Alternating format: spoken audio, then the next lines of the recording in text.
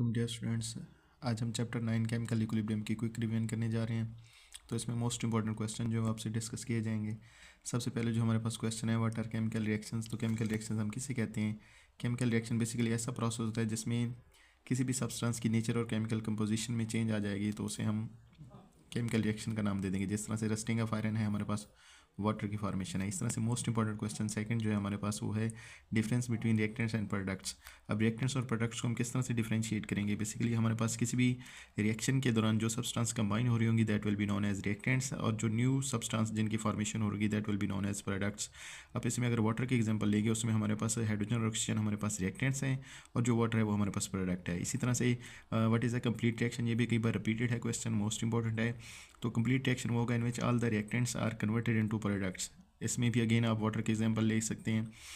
और नेक्स्ट है हमारे पास क्वेश्चन कि केमिकल इक्विलिब्रियम इन नेचर, उसके बारे में कोई एक एग्जांपल दें अगर, तो हमारे पास सिंपल सी है। जो हम अगर देखें कि प्लांट्स में जिस तरह से फोटोसिंथेसिस का प्रोसेस होता है तो वो ऑक्सीजन प्रोड्यूस करते हैं, और हमारी बॉडी में जिस तरह से रिस्पिरेशन का प्रोसेस होता है तो उसके दौरान में हम कार्बन डाइऑक्साइड प्रोड्यूस करते हैं। तो वो कार्बन डाइऑक्साइड प्लांट्स इनटेक करते हैं फॉर फोटोसिंथेसिस, और ऑक्सीजन जो है हम इनहेल करेंगे रिस्पिरेशन के लिए। तो ये इक्विलिब्रियम एक प्रोसेस रहता है, ये एक नेचर में हमारे पास इक्विलिब्रियम की एग्जांपल हो जाएगी। नेक्स्ट क्वेश्चन हमारे पास हो जाएगा रिवर्सिबल और इरिवर्सिबल रिएक्शन, इसमें क्या डिफरेंस है? तो रिवर्सिबल रिएक्शन की अगर हम बात करें, ये वो रिएक्शन हो गया in which products recombine to form reactants, जिसमें प्रोडक्ट रिकम्बाइन होते हैं और हमारे पास दोबारा रिएक्टेंट्स बना सकते हैं। इरिवर्सिबल वो होंगे जिनमें ये टेंडेंसी नहीं होगी, उनमें प्रोडक्ट्स रिएक्टेंट्स में दोबारा कन्वर्ट नहीं हो सकेंगे। अगर कंप्लीशन की बात करते हैं तो हमारे पास जो रिवर्सिबल रिएक्शन है they never go completion, while irreversible reaction they go to completion. Similarly अगर रिप्रेजेंटेशन की बात करेंगे, हमारे पास जो रिवर्सिबल रिएक्शन है उसको डबल एरो से रिप्रेजेंट किया जाता है, जबकि इरिवर्सिबल जो रिएक्शन होते हैं उनको single headed arrow between reactants and products उससे शो किया जाएगा। ये भी मोस्ट इंपॉर्टेंट क्वेश्चन है, लॉन्ग भी बन सकता है इसका, शॉर्ट भी बन सकता है। उसके बाद हमारे पास मोस्ट इंपॉर्टेंट क्वेश्चन है what is chemical equilibrium, explain its types. ये शॉर्ट भी बन सकता है और लॉन्ग भी बन सकता है। तो इक्विलिब्रियम की अगर हम बात करेंगे, तो इक्विलिब्रियम को अगर हम डिफाइन करेंगे कि सच type of reaction in which rate of reverse and rate of forward reaction are equal to each other and composition of reaction mixture remains constant। ये मेन बात होगी, दो बातें होंगी कि रेट्स इक्वल हो जाएंगे, इसके साथ साथ जो मिक्सचर के कंपोनेंट्स होंगे उनकी कंपोजिशन कांस्टेंट रहती है। इस तरह से इसकी टाइप्स की अगर बात करें, ये कई बार शॉर्ट क्वेश्चन रिपीटेड है। स्टैटिक और डायनामिक इक्विलिब्रियम। स्टैटिक की अगर बात करेंगे तो such type of reaction in which reaction ceases to proceed, reaction further proceed नहीं हो रहा होगा, रुक जाता है, उसको हम स्टैटिक इक्विलिब्रियम का नाम दे देंगे। इसके अगर एग्जांपल देखेंगे तो बेसिकली जिस तरह एक बिल्डिंग है तो वो बजाय इसके कि वो मुनहदिम हो एज सच उस तरह एग्जिस्ट करती है, तो इसका मतलब वो एक स्टैटिक इक्विलिब्रियम पे है, क्योंकि उस पर जितनी भी फोर्सेस एक्ट कर रही होंगी वो उनका जो नेट होगा वो हमारे पास नेट जो हमारे पास फोर्सेस होंगी वो इक्वल टू ज़ीरो होंगी।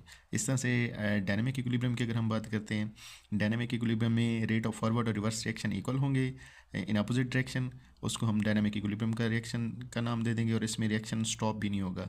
तो इसको अगर हम डिफाइन करें, when reaction does not stop and rate of forward and reverse reaction equal to each other, this will be known as dynamic equilibrium. Calcium carbonate की जिस तरह से अगर हम डिकम्पोजिशन करते हैं क्लोज सिस्टम में, तो हमारे पास CaO और CO2 हमारे पास ये रिवर्स में भी मतलब हमारे पास रिएक्टेंट्स में भी कन्वर्ट होते रहेंगे रिकम्बाइन होके, और इसमें आप लिख सकते हैं एट द एंड के rate of forward reaction will be equal to rate of reverse reaction. Yes students, इसके बाद हमारे पास एक इम्पोर्टेंट लॉन्ग क्वेश्चन है कि graphical representation of equilibrium state. तो इक्विलिब्रियम स्टेट की आपने ग्राफिकल रिप्रेजेंटेशन करनी है, उसमें आपने एक ग्राफ बनाना होगा। जिस तरह से ये मेंशन किया गया है कि with the passage of time जो हमारे पास फॉरवर्ड रिएक्शन है उसका rate with the passage of time decrease होगा, और जो हमारे पास रिवर्स रिएक्शन है उसका with the passage of time जो रेट है वो इंक्रीज होता जाएगा। Ultimately at equilibrium both will be equal to each other, दोनों जो है वो इक्वल हो जाएंगे। इसके बारे में आपने थ्योरी भी थोड़ी सी लिख देनी है कि जिस तरह से इनिशियल में क्योंकि कंसंट्रेशन रिएक्टेंट्स की ज़्यादा होती है इसलिए रेट ऑफ फॉरवर्ड रिएक्शन भी ज़्यादा होगा, और रिवर्स रिएक्शन की अगर बात करेंगे with the passage of time concentration of products goes on increasing, therefore rate of reverse reaction also goes on increasing. At one stage both rates will be equal to each other and this condition will be known as equilibrium state। ये important long question है, इसको भी आप जो है वो तैयार करेंगे और ये ग्राफ भी आपको बनाना होगा। इसमें एग्जांपल के तौर पर हम हाइड्रोजन आयोडाइड की फॉर्मेशन की एग्जांपल देंगे, जिसमें हाइड्रोजन और आयोडीन रिएक्ट कर रहे हैं और हमारे पास 2HI मतलब हाइड्रोजन आयोडाइड के 2 मोल्स बन रहे हैं। ये फॉरवर्ड रिएक्शन किया इस तरह से, फिर नीचे हमने बैकवर्ड रिएक्शन की भी लिख दिया जिसमें प्रोडक्ट डिकम्पोज होकर हमारे पास रिएक्टेंट में कन्वर्ट हो रहे हैं। Speed of reaction in the beginning, जिस तरह से मैंने कहा है कि फॉरवर्ड जो रिएक्शन होगा उसका बिगिनिंग में रेट ऑफ रिएक्शन फास्ट होगा due to higher concentration of reactants, while in case of reverse reaction due to low concentration of products rate of reaction will be low. तो उसकी concentration products की शुरू में कम होने की वजह से उसका जो रिवर्स रिएक्शन का रेट होगा वो स्लो होगा। एक स्टेज ऐसी आएगी eight which concentration of the components becomes constant and rate of forward reaction will be equal to each other, and this stage will be known as equilibrium state। Student उसके बाद बहुत ही important question हमारे पास ये last time भी repeated था कि forward और reverse section में क्या डिफरेंस है। तो फॉरवर्ड और रिवर्स सेक्शन में अगर देखें, सबसे पहले आप डेफिनेशन इनकी बताएंगे। तो फॉरवर्ड में it is the reaction in which reactants react to form product, इसमें रिएक्टेंट्स प्रोडक्ट्स बना रहे होते हैं और रिवर्स रिएक्शन में प्रोडक्ट्स कन्वर्ट हो रहे होते हैं। रिएक्टेंट्स में डायरेक्शन की अगर बात करेंगे तो फॉरवर्ड लेफ्ट टू राइट होता है और रिवर्स जो है वो राइट टू लेफ्ट होता है। इसी तरह से अगर रेट ऑफ रिएक्शन की बात करेंगे तो initially rate of forward reaction fast होगा, लेकिन रेट ऑफ रिवर्स रिएक्शन जो है वो निग्लिजिबल होगा या वेरी स्लो होगा। इसी तरह से अगर देखेंगे कि rate of reaction at later stage क्या होगा, इट स्लो डाउन ग्रेजुअली, और रिवर्स रिएक्शन जो होगा इट स्पीड अप ग्रेजुअली। ये मोस्ट इंपॉर्टेंट क्वेश्चन है, ये लॉन्ग क्वेश्चन में आ सकता है। इस तरह से नेक्स्ट हमारे पास आ रहा है कि macroscopic characteristics of dynamic equilibrium, ये भी बहुत इंपॉर्टेंट क्वेश्चन है। तो इसमें सबसे पहले आपने इसकी करेक्टरिस्टिक्स बताने के किस किस तरह से कौन कौन से करेक्टरिस्टिक्स हैं हेडिंग के साथ है। जिस तरह से पहली हेडिंग आप देख सकते हैं कि क्लोज सिस्टम, तो जो मैक्रोस्कोपिक प्रॉपर्टीज़ में सबसे पहली प्रॉपर्टी होगी कि इसको क्लोज सिस्टम में गेन किया जा सकता है। ओनली इन क्लोज सिस्टम, सिर्फ क्लोज सिस्टम में ही हम इक्विलिब्रियम को गेन कर सकते हैं। दूसरा हमारे पास जो पॉइंट होगा है R F will be equal to R R, it means के rate of forward reaction will be equal to rate of reverse reaction. Similarly concentration की अगर बात करेंगे तो हमने पहले ही कहा था कि कंसंट्रेशन इक्विलिब्रियम स्टेज पे कांस्टेंट रहती हैं, डज नॉट चेंज। हमारे पास इवन फिजिकल स्टेट भी जो इनकी होंगी या प्रॉपर्टीज़ जो होंगी वो भी, कलर है, डेंसिटी है, वो भी कांस्टेंट रहेगी। इसी तरह से अटेनिंग ऑफ केमिकल इक्विलिब्रियम, तो केमिकल इक्विलिब्रियम की हम अगर बात करेंगे किसी भी डायरेक्शन से हम अटेन कर सकते हैं। मतलब अगर आप रिएक्टेंट से प्रोडक्ट्स की तरफ मूव कर रहे हो या प्रोडक्ट से रिएक्टेंट्स की तरफ, तो आप इजीली अटेन कर सकते हैं। इस तरह से हमारे पास है रीस्टेब्लिशमेंट ऑफ इक्विलिब्रियम आफ्टर डिस्टर्बेंस। हम इक्विलिब्रियम कंडीशन इस्टेब्लिश होने के बाद डिस्टर्ब कर सकते हैं लेकिन इक्विलिब्रियम को, लेकिन उसके बाद अल्टीमेटली दोबारा इक्विलिब्रियम इस्टेब्लिश हो जाएगा। डिस्टर्ब किस तरह से किया जा सकता है, by changing the concentration, pressure, temperature etcetera. तो इससे आप इसको डिस्टर्ब कर सकते हैं इक्विलिब्रियम कंडीशन को, लेकिन अल्टीमेटली इसका जो गोल होगा अगेन वो इक्विलिब्रियम ही होगा। तो डियर स्टूडेंट, नेक्स्ट क्वेश्चन जो हमारे पास है मोस्ट इंपॉर्टेंट, देखें कितनी बार रिपीटेड है, इवन हर बोर्ड में इसको जो है वो रिपीट किया गया है। तो law of mass action most important, सबसे पहले आप इसमें लिखेंगे कि किसने इसको प्रपोज किया था। तो गोल्डबर्ग और वेग ने जो है वो 1869 में ये जो लॉ है प्रपोज किया था। उसके बाद डेफिनेशन की अगर बात करेंगे तो ये सिंपल सी डेफिनेशन लिखी हुई है, the rate at which a substance react is directly proportional to its active mass. किसी भी जो रिएक्शन का रेट होगा वो रिएक्टेंट्स जो होंगे उनकी एक्टिव मैस, या दूसरे अल्फाज में हम कंसंट्रेशन कह सकते हैं, उसकी डायरेक्टली प्रोपोर्शनल होगा। जितनी कंसंट्रेशन ज़्यादा होगी उतना रेट ऑफ रिएक्शन भी ज़्यादा होगा। अब एक्टिव मैस किसे कहते हैं, ये भी शॉर्ट क्वेश्चन एक बार आया था कि एक्टिव मैस को डिफाइन करें, व्हाट इज़ एक्टिव मैस। तो सिंपली हमने कहना है कि ये मोलर कंसंट्रेशन ही है और इसके यूनिट्स जो हैं वो मोल पर डेसीमीटर क्यूब हमारे पास हो जाएंगे। और इस तरह से इसको जो एक्सप्रेस किया जाता है वो स्क्वायर ब्रैकेट में एक्सप्रेस किया जाता है। ये मोस्ट इंपॉर्टेंट शॉर्ट क्वेश्चन है। इस तरह से लॉ ऑफ मैस सेक्शन का एक शॉर्ट क्वेश्चन ये भी बनाया था उन्होंने कि what is the relationship between rate of reaction and active mass. तो वो भी बनेगा rate at which substance reacts is directly proportional to its active mass. तो ये शॉर्ट क्वेश्चन बन सकता है। उसके बाद लॉन्ग क्वेश्चन के लिए हम अगर इसकी डेरिवेशन की तरफ आएंगे तो हमारे पास कंसीडर करेंगे हमने कि ए और बी हमारे पास रिएक्टेंट्स हैं, वो रिएक्ट कर रहे हैं, तो सी और डी हमारे पास प्रोडक्ट बन रहे हैं। इनकी कंसंट्रेशन को डेफिनेटली हम स्क्वायर ब्रैकेट में ही रिप्रेजेंट करेंगे जैसे कि हमारे पास मेंशन किया गया है। इस तरह से लॉ ऑफ मैस सेक्शन में रेट ऑफ फॉरवर्ड रिएक्शन की अगर बात करेंगे वो डायरेक्टली प्रोपोर्शनल होगा concentration of A and B, तो इनकी कंसंट्रेशन के प्रोडक्ट के डायरेक्टली प्रोपोर्शनल होगा। इसी तरह से हमने rate of forward reaction is equal to K F, एक proportionality constant of forward reaction हमने लिखा है और ए और बी की कंसंट्रेशन लिख दी है। इसी तरह से रेट ऑफ रिवर्स रिएक्शन के लिए हमारे पास क्या होगा, रेट ऑफ रिवर्स रिएक्शन क्योंकि सी और डी की कंसंट्रेशन पर डिपेंड कर रहा होगा, इसलिए हमने अब जो लिखा है कि rate of reverse reaction will be directly proportional to the product of concentration of C and D, वो हमने लिख दिए। और उसको जब प्रोपोर्शनैलिटी को हम प्रोपोर्शनल की जो साइन है उसको अगर हम रिमूव करेंगे तो इक्वल और एक कांस्टेंट ऑफ रिवर्स रिएक्शन लगाएंगे, बाकी इक्वेशन वैसे की वैसे लिख देंगे। इसी तरह से एट इक्विलिब्रियम फिर क्या होगा, rate of forward reaction will be rate equal to rate of reverse reaction. तो हमारे पास जो इक्वेशन बनी हुई थी इक्वेशन 1 और 2 हम इसको कंपेयर करेंगे। तो देखिए ये हमने किस तरह से रेट ऑफ फॉरवर्ड रिएक्शन को रेट ऑफ रिवर्स रिएक्शन के इक्वल कर दिया। हमारे पास उनकी जो वैल्यूज़ थी वो हमने पुट कर दिए हैं कि एफ हमारे पास ए बी और equal to K R concentration of C and D हमने वो लिख दिए। अब कांस्टेंट को एक तरफ लेकर आएंगे, सी और डी हमारे पास ऊपर रह जाएंगे, ए और बी की जो कंसंट्रेशन है वो नीचे रह जाएंगी। अब जो के एफ और के आर के दरमियान जो हमारे पास रेशियो होती है वो के सी के इक्वल होती है, जिसे हम इक्विलिब्रियम कांस्टेंट कहते हैं। तो इक्विलिब्रियम कांस्टेंट में हमारे पास प्रोडक्ट की जो कंसंट्रेशन होंगी वो ऊपर रह जाएंगी और रिएक्टेंट्स की जो कंसंट्रेशन है उनका प्रोडक्ट हमारे पास जो वो नीचे डिनोमिनेटर के तौर पर रह जाएगा। तो ये हमारे पास लॉ ऑफ मैथ सेक्शन आ जाएगा। अगर हमारे पास क्वेश्चन आता है कि जनरल रिएक्शन के ज़रिए इसको ड्राइव करें, तो ये हमारे पास जनरल रिएक्शन के लिए सिंपल आपने ये करना है कि हमारे पास जो रिएक्शन होगा उसमें रिएक्टेंट्स ए और बी जो थे उसके साथ आपने स्मॉल लेटर्स में ए और बी लिख देना है और प्रोडक्ट्स जो होंगे सी और डी उसमें स्मॉल लेटर में सी और डी लिख देना है। ये हमारे पास नंबर ऑफ़ मोल्स होंगे।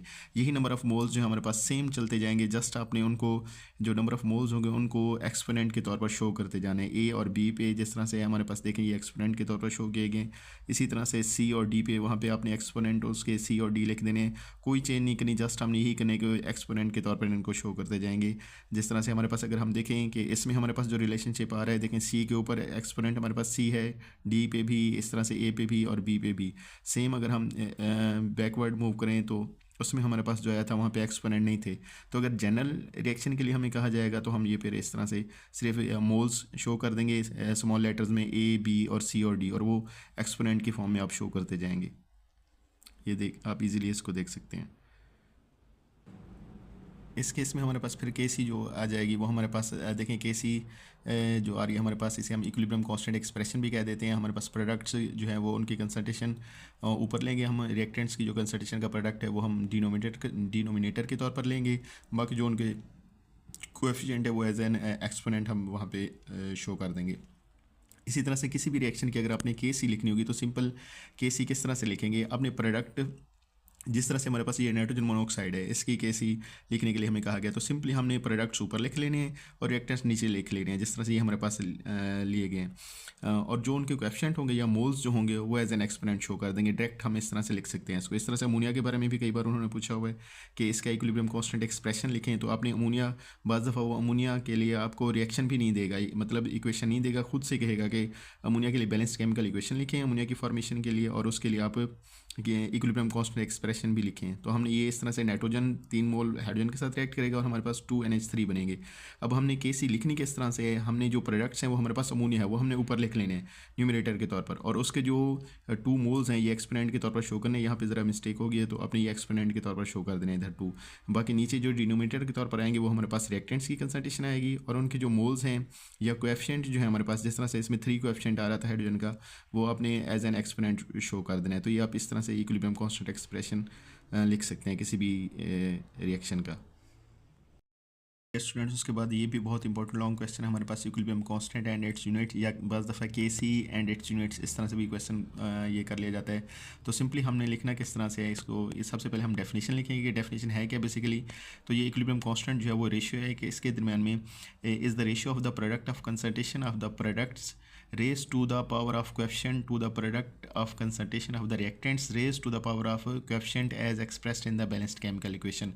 इसमें बेसिकली ये कहा जा रहा है कि जो आपने जब केसी लिखनी है तो उसमें जो किसी भी रिएक्शन के प्रोडक्ट्स होंगे वो आप एज अ न्यूमरेटर शो करेंगे, और उसके जो कोएफिशिएंट होंगे नंबर ऑफ़ मोल्स होंगे वो एक्सपोनेंट के तौर पर शो कर देंगे। इस तरह से जो हमारे पास रिएक्टेंट्स होंगे वो एज ए डिनोमिनेटर शो करेंगे, और उसके जो मोल्स नंबर ऑफ़ मोल्स होंगे या कोएफिशिएंट ऑफ एन इक्वेशन होंगे वो एज एन एक्सपोनेंट या कोएफिशिएंट उसको एज एन एक्सपोनेंट या पावर शो कर देंगे।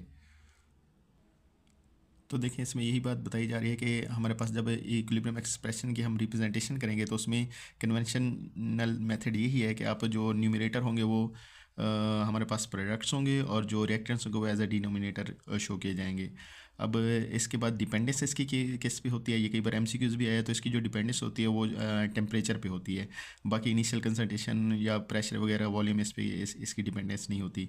इस तरह से यूनिट्स की बात करेंगे तो 2 पॉसिबिलिटीज़ हैं। एक तो ये हमारे पास है कि एक पॉसिबिलिटी है कि जब के सी के कोई यूनिट्स नहीं होंगे, वो उस वक्त नहीं होंगे when number of moles of reactants will be equal to the number of moles of product, जब रिएक्टेंट्स की मोल्स की तादाद प्रोडक्ट के इक्वल होगी। जिस तरह से आप ये हमारे पास एक रिएक्शन देख रहे हैं, हाइड्रोजन और आयोडीन रिएक्ट कर रहे हैं, हमारे पास 2 मोल्स हाइड्रोजन आयोडाइड के बनने हैं, तो 2 मोल्स रिएक्टेंट्स के हैं क्योंकि 1 मोल हाइड्रोजन का है, 1 मोल आयोडीन का है, ये रिएक्ट कर रहे हैं, तो हमारे पास 2 मोल्स हाइड्रोजन आयोडाइड के बनने हैं, 2 मोल्स रिएक्टेंट के, 2 प्रोडक्ट के। तो इसमें जब हम कंसंट्रेशन के यूनिट्स लिखेंगे तो एक दूसरे से कैंसिल होने के बाद हमारे पास कोई यूनिट नहीं रहेगा इसका।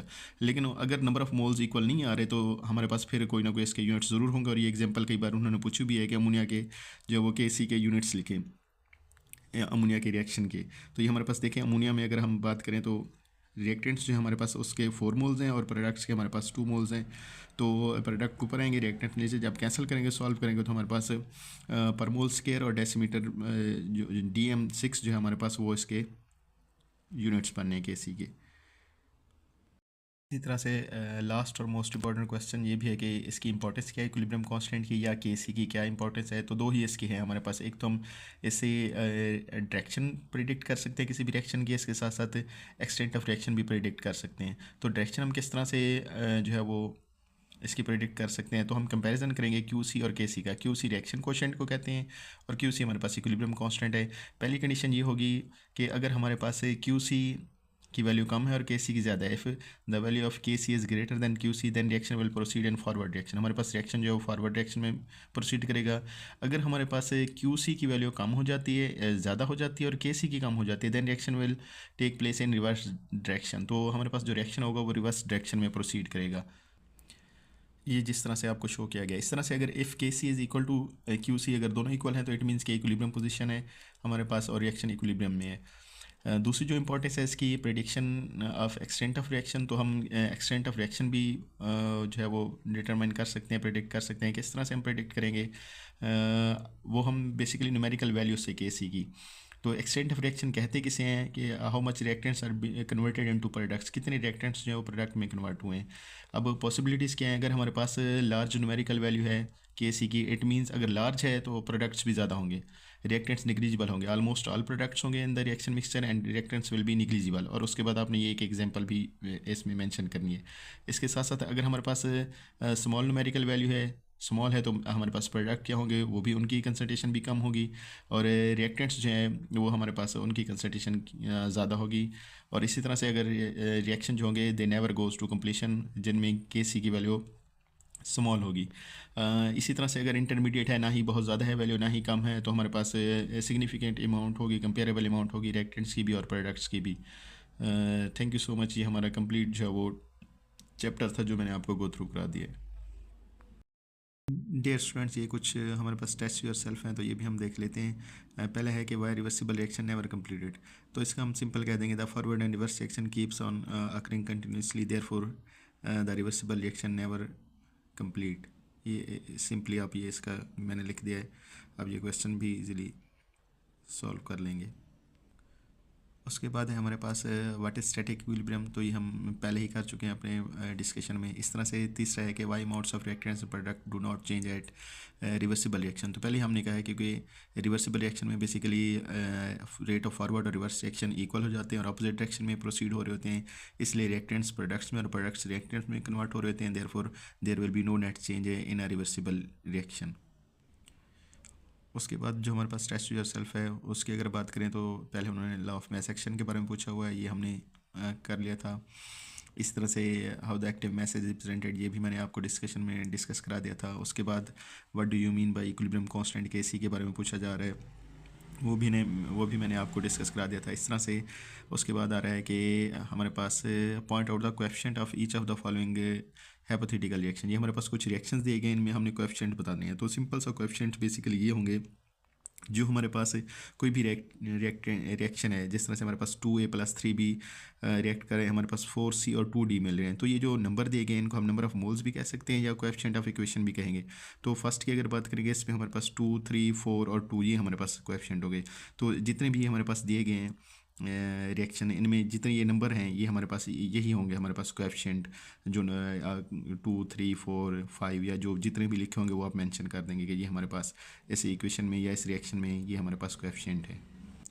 उसके बाद ये हमारे पास मोस्ट इंपॉर्टेंट आ रहा है कि इक्विलिब्रियम कांस्टेंट एक्सप्रेशन लिखनी है, मतलब वो आपसे पूछ रहा है कि इनकी के सी लिखें, किस तरह से के सी लिखी जाएगी। तो फर्स्ट हमारे पास जो हमारे पास आ रहा है कि वो नाइट्रोजन डाइऑक्साइड हमारे पास कन्वर्ट हो रहा है N2O4 में। तो हमारे पास मैंने पहले ही कहा था कि के सी जब भी लिखेंगे प्रोडक्ट्स आप न्यूमिनेटर के तौर पर, और जो रिएक्टेंट्स हैं वो डिनोमिनेटर के तौर पर लिखेंगे, और जो नंबर ऑफ मोल्स उनके होंगे जो शुरू में कोएफिशिएंट लिखे हुए होंगे साथ, वो आप एक्सपोनेंट के तौर पर शो करेंगे। तो देखें इसके फर्स्ट की अगर हम बात करते हैं तो ये देखें सिंपल, आपने डायरेक्ट यही लिखते रहे, ऊपर वाले ये लिखने की ज़रूरत नहीं है। तो अब किस तरह से ये देखें प्रोडक्ट हमने न्यूमिनेटर के तौर पर मेंशन किए हैं, और जो रिएक्टेंट्स हैं वो डिनोमिनेटर के तौर पर, और जो कोएफिशिएंट था हमारे पास जो उसके 2 मोल्स थे वो हमने इधर उसके एक्सपोनेंट के तौर पर शो कर दिए हैं। ये आप सिंपली इस तरह से कर सकते हैं। ये हर रिएक्शन की, जिस तरह से फास्फोरस ट्राइक्लोराइड है वो क्लोरीन के साथ रिएक्ट कर रहा है तो पेंटाक्लोराइड बन रहा है। देखिए फास्फोरस पेंटाक्लोराइड प्रोडक्ट जो है हमने न्यूमिनेटर के तौर पर और रिएक्टेंट्स डिनोमिनेटर के तौर पर लिखनी है। और ये आपने ख्याल रखना है, इनके दरमियान कोई साइन प्लस वगैरह नहीं करना आपने, सिंपली ये क्योंकि इनका प्रोडक्ट हम लेते हैं कंसंट्रेशंस का। ये सब के आप इजीली जो हमारे पास तीनों दिए गए थे, जिस तरह से सल्फर ट्राइऑक्साइड की फॉर्मेशन है तो उसमें भी प्रोडक्ट आप न्यूमिनेटर के तौर पर लिखेंगे, और रिएक्टेंट्स जो है वो डिनोमिनेटर के तौर पर, और जो उनके कोएफिशिएंट हैं नंबर ऑफ मोल्स हैं वो आप एक्सपोनेंट के तौर पर शो कर देंगे इनके। डियर स्टूडेंट्स, ये हमारे पास कुछ मल्टीपल चॉइस क्वेश्चन है, इस तरह से हमारे पास ये भी कई बार रिपीटेड हैं तो इनको भी एक नज़र देख लें। Characteristics of reversible reaction are following except, किसके अलावा जो है वो हमारे पास सारे के सारे रिवर्सिबल रिएक्शन के होंगे सिवाय पहले के। Products never recombine to form reactants, हालांकि प्रोडक्ट रिकम्बाइन करते हैं तो ही रिएक्शन रिवर्सिबल होता है। इस तरह से दूसरे MCQs की तरफ अगर हम आ जाएँ तो उसमें कहते हैं कि in the lime kiln the reaction calcium carbonate हमारे पास डिकम्पोज हो रहा है, कैल्शियम ऑक्साइड और CO2 बन रहा है, तो गोज टू कंप्लीशन बिकॉज, क्यों वो कंप्लीट होता है क्योंकि इसका सी ऑप्शन होगा। CO2 कंटिन्यूसली एस्केप कर रही होती है, इस तरह से रिएक्शन कंप्लीट होता जाता है, तो हमारे पास सी ऑप्शन इसका बनेगा।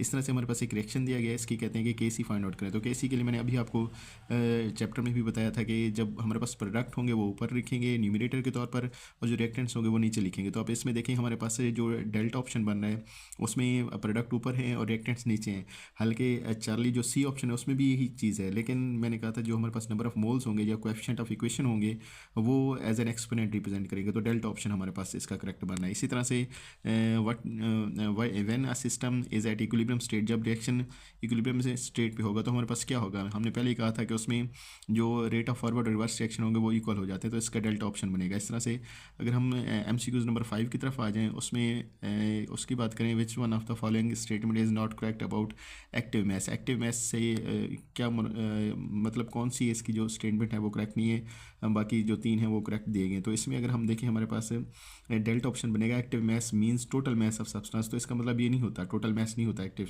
मैस का मतलब, तो ये हमारे पास डेल्टा ऑप्शन बनेगा। इस तरह से when the magnitude of KC is very large it indicates, मैंने पहले ही कहा था कि अगर वेरी लार्ज है तो हमारे पास रिएक्शन मिक्सचर जो होगा उसमें ऑलमोस्ट ऑल प्रोडक्ट होंगे, ये हमारे पास अल्फा ऑप्शन बन जाएगा। इसी तरह से 7 की बात करते हैं, अगर हमारे पास when the magnitude of KC is very small it indicate, जब बहुत ही कम होगी उसकी KC की वैल्यू तो प्रोडक्ट हमारे पास बहुत ही कम होंगे, उनकी अमाउंट निग्लिजिबल होगी, the amount of product is negligible, तो इसका डेल्टा ऑप्शन बनेगा हमारे पास।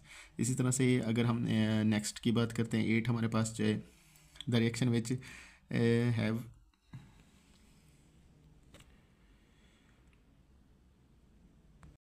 इस तरह से नेक्स्ट हमारे पास 8 MCQs है कि reaction which have comparable amount of reactants and products at equilibrium, उसमें क्या होगा जब कंपेरेबल अमाउंट होगी तो हमने कहा था कि मॉडरेट वैल्यू होगी KC की जो वैल्यू होगी वो हमारे पास मॉडरेट होगी, ना ही बहुत कम होगी उसकी वैल्यू ना ही बहुत ज़्यादा होगी। उसके बाद हमारे पास आ रहा है कि एट डायनेमिक इक्विलिब्रियम में हमारे पास जो है वो बेसिकली क्या होता है, तो डायनेमिक इक्विलिब्रियम में हमारे पास the speed of forward and reverse reaction are equal, हमारे पास सी ऑप्शन बन जाएगा। इसी तरह से in an irreversible reaction dynamic equilibrium, हमारे पास अगर इरिवर्सिबल रिएक्शन की बात करें डायनेमिक इक्विलिब्रियम में तो उसमें हमारे पास जो ऑप्शन बनेगा वो बनेगा never establish, dynamic equilibrium establish ही नहीं होता, अल्फा ऑप्शन इसका बन जाएगा। इसी तरह से नेक्स्ट हमारे पास MCQs नंबर 11 है, reverse reaction is one in that which speed up gradually, जो स्पीड अप होगा ग्रेजुअली। नेक्स्ट है नाइट्रोजन हाइड्रोजन रिएक्ट करेंगे जब हमारे पास अमोनिया बनती है, तो उसके लिए उन्होंने पूछा हमसे कि इक्विलिब्रियम मिक्सचर में क्या होगा, तो क्योंकि इक्विलिब्रियम में हमने कहा कि रिएक्टेंट्स प्रोडक्ट्स में कन्वर्ट हो रहे होते हैं और प्रोडक्ट रिएक्टेंट्स में, तो तीनों ही होंगे, तो हमारे पास इसका बीटा ऑप्शन बनेगा। 13 है for the reaction between PCl3 and Cl2 to form PCl5 phosphorus pentachloride. तो इसके लिए Kc के यूनिट क्या होंगे? अब हमारे पास दो मोल्स रिएक्टेंट्स के एक प्रोडक्ट का, तो हमारे पास इसका जो ऑप्शन बनेगा वो बनेगा पर मोल डेसीमीटर क्यूब। तो पर मोल डेसीमीटर क्यूब जो हमारे पास बन रहा है वो ऑप्शन इसका सी बन रहा है हमारे पास।